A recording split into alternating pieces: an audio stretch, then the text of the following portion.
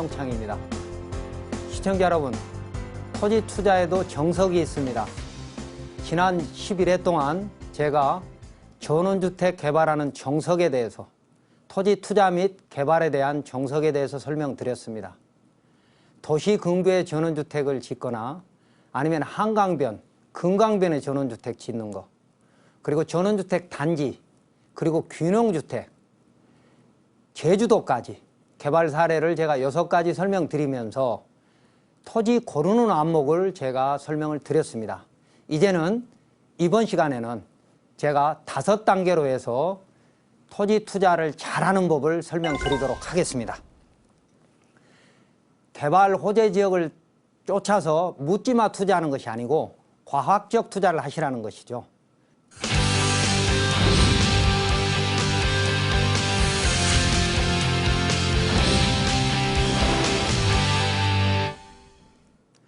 얼마 전 정부에서는 산림자원비, 그러니까 대체 산림 조성비죠, 부과하는 방식을 변경했습니다. 그동안에는 비싼 임야든 싼 임야든 단일 가격으로 제곱미터당 3,740원이라고 하는 산지 전용비를 부담시켰습니다만, 이제부터는 단일 가격 플러스 공시지가의 1%를 추가해서 좋은 임야, 그러니까 비싼 임야와 싼 임야의 전용 비용에 차등을 두겠다는 것입니다.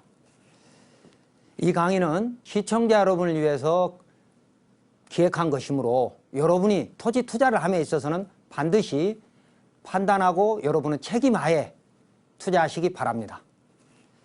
준비된 PPT 화면을 통해서 토지 투자 정석을 설명드리도록 하겠습니다. 자, 토지 투자의 5단계가 있습니다. 자, 사진을 보시면 왼쪽 상단에 제주도, 그리고 오른쪽 상단에는 경치 좋은 대형 저수지가에 전원주택을 짓는 거, 그리고 한강변, 양평에 전원주택을 짓는 거, 도시 근교에 짓는 이런 사례를 제가 지난 시간에 보여드렸습니다. 자, 그러면 이런 곳에 토지 투자를 할 때는 어떻게 하셔야 될 것인지. 물론 여러분만의 방법도 있겠습니다만, 첫 번째는 투자 계획을 잘 세워야겠죠. 그리고 두 번째는 지역을 결정해야 됩니다. 개발 호재 지역을 쫓아가는 것보다는 어느 지역이나 돈 되는 땅이 있거든요. 그래서 지역 결정을 하고, 그 다음에 세 번째는 공부를 확인해야 되고, 네 번째는 임장 확인을 해야 됩니다. 땅을 반드시 밟아보고 사시라는 거죠. 그리고 다섯 번째는 계약을 체결하기 위해서는 또 3가지 정도 확인하셔야 한다는 겁니다. 투자 계획을 보면 투자 목적은, 여러분의 투자 목적은 크게 3가지로 나눠볼 수 있을 겁니다. 보유하면서 사서 가지고 있다가 시세 차익을 얻겠다, 또는 보유 후에 개발하겠다, 내가 몇 년 후에 퇴직하고 귀촌해서 거기서 살고 싶다, 또는 내가 지금 큰 땅을 싸게 사서 전원주택 단지 같은 걸로 개발해 보겠다, 이런 목적들이 있을 겁니다. 자, 여러분의 목적에 맞게 땅을 고르시려면 실패 사례도 생각하셔야 된다는 것이죠. 묻지마 투자는 절대로 안 되고요. 토지연계과학에서 임장활동을 보지 않고 하는 그런 실패 사례가 전국에 많습니다. 그리고 또 하나는 뭐냐, 이제 주로 실패 사례는 기획부동산한테 속아 사는 것이죠. 상투에서 사진 않았나, 여러분이 생각해 보셔야 한다는 겁니다. 아무리 좋은 땅이라 하더라도 비싸게 사면 시세 차익을 얻기가 곤란하기 때문이죠. 두 번째는 투자 기간입니다.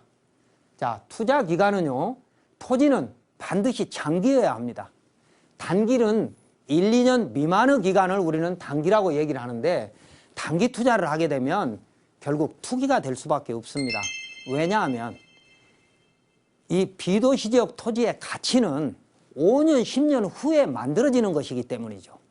어느 지역에 개발 호재가 있더라 한다 하더라도 그 개발 호재가 실제로 수익으로 나타날 때까지는 삼승 법칙에 의해서 소문, 또 개발계획 확정, 그리고 실제로 공사가 준공되는 그 이후까지 이런 과정을 거치기 때문에 투자 기간은 비도시 지역은 10년 이상이어야 합니다. 그래도 투자할 가치가 있는 이유는 10년에 10배는 오를 수도 있는 곳이 있다는 것이죠. 그러니까 금융상품이나 이런 아파트 이런 것들은 또 원룸의 수익형 부동산들은 연수익률이 4에서 10% 정도라면 토지는 그보다 훨씬 높은 수익률이 있지만 상당히 투자가 어려운 것이죠.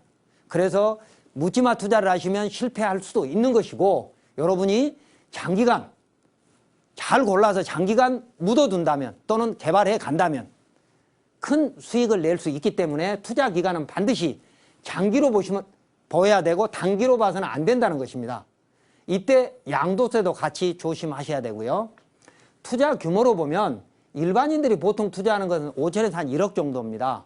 그래서 반드시 B도시 투자는 여유 자금을 가지고 하셔야 됩니다. 이유는 대출이 안 됩니다. 아파트는 아파트 값에 많게는 8, 90%까지 대출이 됩니다만 토지는 여러분이 사신 금액의 30%도 안 되는 경우가 많고요. 또 잘못 사시면 대출 자체가 안 되는 땅도 얼마든지 있습니다. 그래서 여유 자금을 갖고 투자를 하셔야 되고, 2억 이상의 자금을 투자하는 어떤 개발 사업자 입장에서는 PF가 안 됩니다. 프로젝트 파이낸싱이 안 된다는 것이죠. 그래서 황금성을 여러분이 생각하고 투자를 해야 된다는 것입니다. 그래서 황금성은 결국 어떤 거겠습니까? 내가 사서 팔 때 쉽게 팔리는 게 황금성이죠. 그 황금성의 첫 번째는 접근성입니다. 자, 고속도로 양쪽에 이렇게 있거나 자동차 전용도로가 있는 이런 곳에서 이 4차선 이상의 도로에서 바로 붙어 있거나 아니면 5분, 10분 거리는 그렇게 멀다는 생각이 안 듭니다만, 고속도로로부터 비포장 또는 시골길로 20분, 30분 가면 굉장히 멀어 보입니다. 그래서 심리적 거리도 여러분이 생각하셔야 황금성을 이겨낼 수 있다는 것입니다. 자, 두 번째는 지역 선택입니다. 첫 번째는 투자 계획, 두 번째는 지역 선택입니다. 여러분, 지금까지 B도시는 전부 개발 호재만 보고 투자를 했습니다. 이유는 지가가 전국적으로 오르지 않기 때문이죠. 토지 지가가. KTX나 고속도로 IC, 신공항 이런 곳만 갑자기 2배, 3배 또는 그 이상 올랐기 때문에 모두도 지금까지 투자는 개발 호재 지역을 투자했던 것이죠. 균형 개발도 지난 몇 년 동안 했었죠. 기업도시, 혁신도시, 경제자연구역, 새만금, 세종시 뭐 이런 균형 개발에 의한 지역도 개발 호재 지역으로 분류가 돼서 많은 사람들이 갔는데, 이때 여러분이 조심하실 게 있습니다. 개발 호재 지역에 투자하는 게 무조건 나쁘다는 게 아닙니다. 6개월이나 1년이 지나서 투자를 하시면 상투일 가능성이 있다는 것이죠. 싸게 사셔야 되는데 이미 올라서 조정 단계에 사시면 못 팔거나 아니면 수익이 작기 때문이죠. 그래서 개발 호재 지역을 가실 때는 아까 단독주택 허가 나는 정도는 확인하고 투자를 하셔야 될 것입니다. 자, 두 번째는 다수가 선호하는 지역. 제가 추천하는 겁니다. 수도권, 최종 소비자의 입맛에 맞는 곳에 투자를 하셔야 여러분이 성공할 수 있다는 것이죠. 수도권이라는 건 어느 특정 지역이 아니지 않습니까? 그래서 최종 소비자 입맛에 맞는 곳에 투자를 하시면 여러분이 실패할 확률이 거의 없다. 두 번째는 우리가 이제 소득이 높아지다 보니까 문화, 관광, 체육, 여가활동 시설 이런 용도에 될 만한 곳, 그런 지역이나 그런 토지를 투자하시면 여러분이 성공할 수 있다는 것이죠. 이럴 때 조심하신 건 뭐냐면 주변의 편의시설을 한번 보시라는 겁니다. 아무리 자연경관이 좋고 접근성이 좋다 하더라도 주변에 편의시설이, 그러니까 생활을 불편하게 하는 그런 시설들이 있다면 황금성이 낮아버릴 수도 있거든요. 그 다음에 세 번째는 특정 지역입니다. 여러분만의 주관적인 지역을 말하는 거죠. 여러분이 귀촌을 한다거나 아니면 무슨 목적 사업을 한다거나 뭐 관광 비즈니스 사업을 한다든지 창고를 짓는다든지 아니면 뭐 공장을 짓는다든지 여러분이 목적 사업을 하거나 또 고향 같은 연고지에 가서 뭔가 사업을 여러분만의 사업을 하실 때는 불편한 점이 뭐냐, 혐오시설이 뭐냐 이런 것들도 한번 생각해 보시라는 거죠. 땅값이 싸다고 해서 또 규모가 작다고 해서 내가 갖고 있는 돈하고 맞다고 해서 이건 아니다는 것이죠. 그 땅의 가치에 여러분 돈도 맞출 수 있어야 되고, 문제는 지역 선택은 개발 호재가 아니라 다수가 선호하는 지역으로 가는 것이 성공 확률이 높다. 그러면 한번 지역을 한번 볼까요? 개발 호재 지역은 아까 보셨던, 지난 시간에 보셨던 제주 신공항, 이것 때문에 굉장히 많이 올랐어요. 지가가 두세 배 올랐거든요. 이런 곳에 여러분이 이제 가시게 되면 어떤 걸 생각하고 가세요? 지난 시간에 했던 이겁니다. 경치 좋은 곳에 나만의 별장을 짓고 싶은 이런 욕심 때문에 가시는데, 그때 자기가 실수요자라면 좀 다행인데요. 실수요자가 아니고 내가 땅을 사뒀다, 시세 차익을 내겠다 라고 생각한다면 개발 호재 지역은 신중하게 접근해야 될 필요가 있다는 것입니다. 자, 다수가 선호하는 지역은 어떤 곳일까요? 수도권 정비계획법에 의해서, 정비계획법의 수도권 정비권역인데, 자, 우리가 서울 시내 과밀 억제권에서 살면서, 자, 자연보전권역은 오른쪽, 그러니까 광주, 이천, 여주, 양평, 가평 이런데, 그래서 팔당댐 위지역이죠. 주로 남한강, 북한강이 모여드는 어떤 그런 곳, 이런 곳은 개발이 제한되어 있기 때문에 굉장히 자연환경이 좋습니다. 그래서 서울 사람들이 이쪽으로 많이 가서 살고 싶어서 땅값도 굉장히 비싸죠. 그렇지만 성장관리권역, 경기도 북부나 남부, 그리고 이런 인천, 강화 이런 모든 지역에도 여러분이 기대했던 그런 별장을 지을 만한 땅이 있기 때문에 투자는 반드시 단독주택 허가가 나는지 이런 것을 보고 판단을 하시기 바랍니다.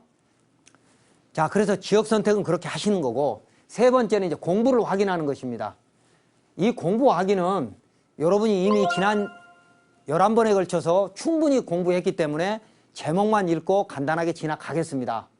토지연계획 확인서, 지적공부, 등기부 보는 거, 이런 정도는 확인하셔야 되는데, 토지연계획 확인서에는 용도지역, 면적, 지목, 지가 이런 건 지난 시간에 제가 다 설명드렸죠. 허가 난이도와 비용에 대해서는 여러분이 공부할 필요도 있고요. 지적공부에는 특히 조심하셔야 될 게 있습니다. 토지연계획 확인서에 있는 확인 도면과 지적도가 다를 때, 또 그 다음에 지적도에는 도로가 있는데 실제로는 도로가 없다거나, 반대로 지적도에는 도로가 없는데 실제는 있거나, 또는 지적도와 현황이 다를 때 어떡할 거냐. 비도시적 토지는 거의 대부분요 다릅니다. 현황과 공부가. 이럴 경우를 생각해서 여러분도 직접 확인 도면과 지적도를 확인해 보시고, 물론 열람은 비용이 하나도 안 들어가니까요, 확인해 보시고 이제 결정을 하셔야 된다는 거고, 등기부에는 제한 권리가 있는지 보셔야 되고, 또 기존 건축물 대장, 거기에는 기존 건축물의 특례 같은 것도 있으니까 확인하셔야 되고, 그 다음에 건축법 도로로 됐는지 공부를 토지연계획 확인서를 통해서 확인해 보는 것도 좋습니다. 자, 부동산 종합증명서를 보시면 그런 내용들이 이제 상세하게 나오게 되고, 토지연계획 확인서도 지난 시간에 제가 상세히 설명드렸죠. 수질보전 특별대책지역이라고 하는 내용도 지난 방송에서 설명드렸고요. 한강변에 여러분이 만약에 개발을 했을 때 적용되는 용도지역, 제가 지난 시간에 설명 충분히 드렸습니다. 네 번째는 임장 확인입니다. 임장 확인도 여러분이 땅을 밟아보고 사셔야 된다 그랬죠. 가서 봐야 되는 게 도로와 배수로. 이것도 지난 10일에 동안 강의하면서 수차례 강조했습니다. 도로 부분은 맹지 탈출이 좀 어렵기는 합니다. 그런데 비도시 지역은 맹지도 크게 어렵지는 않으니까 지적도와 확인 도면으로 확인하셔야 되고, 여러분이 자연 녹지나 도시 지역에 대해서는 맹지 탈출에 대해서 여러분이 공부를 별도로 하셔야 됩니다. 제가 다음 강의에서 충분히 설명드리도록 하겠습니다. 그 다음에 임장 확인을 통해서 여러분이 해야 되는 주변 환경은 혐오시설입니다. 축사나 고압선이나 묘지나 노이자 시설이 있으면 지가가 뚝 떨어지고요. 더군다나 동네 인심까지 확인해 볼 필요도 있고요. 허가는 이게 개발하는, 대형 개발하는 사람 입장에서 알아야 될 내용이고, 1,200평 개발하는 소형 개발자한테는 별로 중요하지는 않습니다. 자, 기반시설의 종류, 지난번에 진입로, 상수도, 하수도, 그 다음에 도시군계획조례 예외가 있다 제가 설명드렸죠. 진입로도 개발행위 허가를 통해서 진입로를 새로 만들려면 면적에 따라 너비가 달라져야 된다. 4m, 6m, 8m. 그리고 예외가 있다. 비적용이.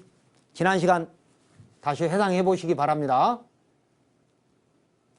개설도로도 2차선 도로에서부터 6m 도로로 연결되고 6m 도로에서 다시 내가 개발하려는 부지까지 도로가 어떻게 돼 있는지 확인해 보셔야 된다는 것이고요. 자, 그러면 이제 여러분이 주로 만나는 비도시 지역의 현황도로에 대해서 설명 한번 드려보겠습니다. 2차선 도로에서 이렇게 전원주택을 짓기 위해서 들어가는데 현황도로가 그 현황도로가 이 도로는 지목은 국어입니다. 국어는 물이 흘러가는 곳인데 그게 말라서 농업용 도로로 그러니까 농사용 도로로 지금 쓰고 있는 것입니다. 이 도로가 너비만 충분하면 건축허가가 난다는 것이죠. 지적도에는 국어라 하더라도 겁내실 필요 없다는 것이고 또 이 두 번째는 보면 이게 농지입니다. 이 도로는. 여기에서 마을로 들어가는 이 도로가 이건 농지인데 이쪽이 남쪽이니까 남쪽을 보고 우리가 지으려면 진입로를 이리 만들어야 됩니다. 근데 이게 농지입니다. 그런데 수십 년 동안 농지를 도로로 사용했기 때문에 이건 도로로 보는 것입니다. 자, 그리고 지적상의 도로가 있지만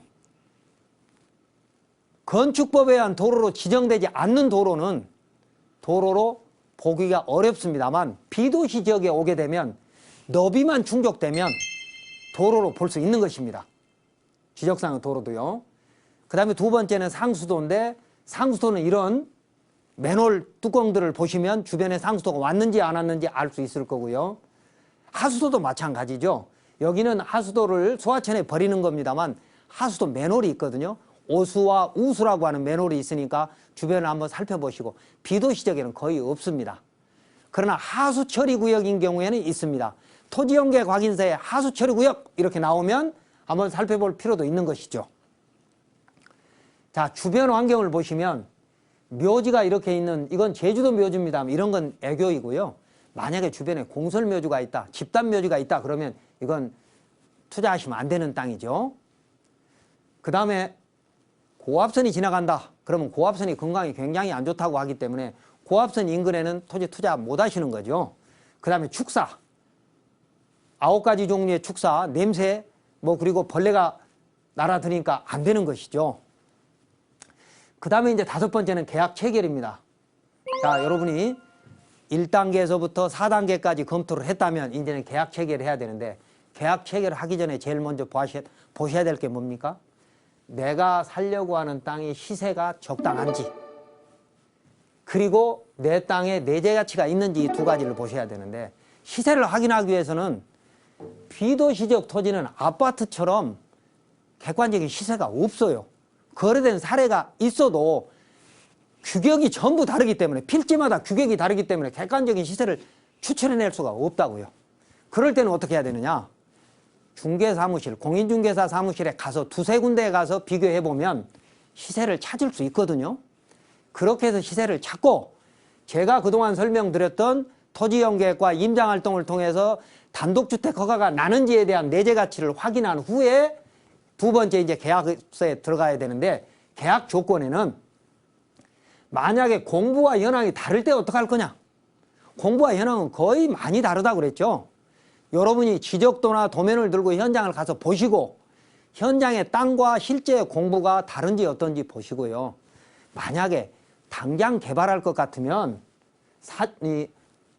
토목측량설계사무실에다가 의뢰하고 허가가 나면 잔금을 치르면 될 것이나 만약에 여러분이 보유 후에 개발하겠다.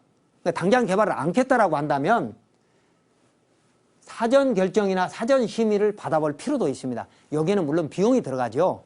그래서 이렇게 하기에는 좀 곤란하다. 그러면 일단 해제 조건부 계약도 하고 아까 허가를 받고 잔금을 치른다면 사용 승낙을 받아야 되겠죠. 그래서 계약 조건에 그런 내용들이 안 들어가면 여러분이 토지 매매 후에 다툼이 있을 수 있으니까 그런 기본적인 사항들을 체크해서 계약을 써야 되고, 이제 마지막으로 세금과 부담금입니다. 토지는 취득할 때 4.6% 세금을 내야 됩니다.